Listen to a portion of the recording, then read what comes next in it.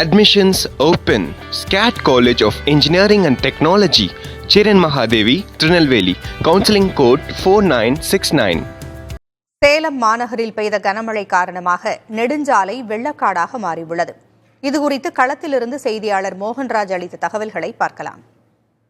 சேலம் மாநகரம் மற்றும் புறநகர் பகுதிகளில் கடந்த 10 நாட்களாக பிற்பகல் நேரத்தில் மழை பெய்கிறது. குறிப்பாக நேற்று பிற்பகல் பெய்ய தொடங்கிய மழையானது கிட்டத்தட்ட இரவு வரை 6 மணி நேரத்தை கடந்து நீடித்தது. இதன் தொடர்ச்சியாக இன்று பிற்பகல் சுமார் 1 மணி நேரம் வரை சேலம் மாநகர சுற்றுவட்டார பகுதிகளில் பரவலாக பலத்த மழை பெய்தது. இதன் காரணமாக தாழ்வான சாலைகள் வெள்ளக்காடாக மாறியிருக்கக்கூடிய சூழல் ஏற்பட்டிருக்கிறது.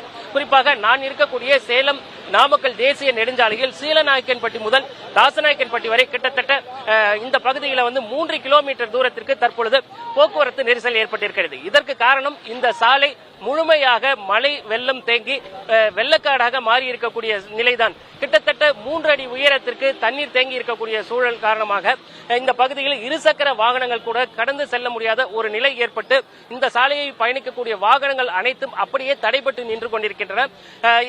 இந்த பகுதியில் மேம்பால கட்டுமான பணிகள் நடந்துட்டு இருக்கக்கூடிய காரணத்தினால பிரதான சாலையில் முழுமையாக போக்குவரத்து துண்டிக்கப்பட்டு துணை சாலை சப்வே என்று சொல்லக்கூடிய துணை சாலையில் தான் தற்போது வாகனங்கள் இயக்கப்பட்டு வருகின்றன.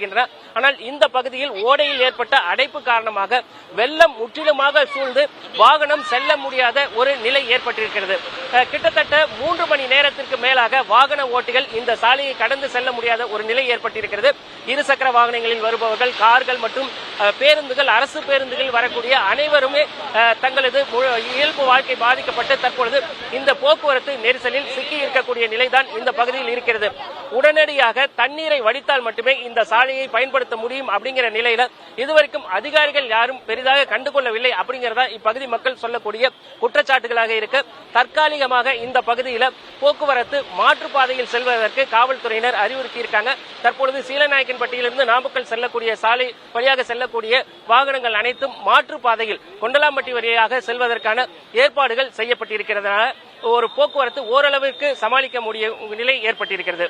புதிய தலைமுறைக்காக ஒளிப்பதிவாளர் சதீஷுடன் சேலத்திலிருந்து S Mohanraj. Admissions open. SCAT College of Engineering and Technology, Chiran Mahadevi, Trinelveli. Counseling code 4969.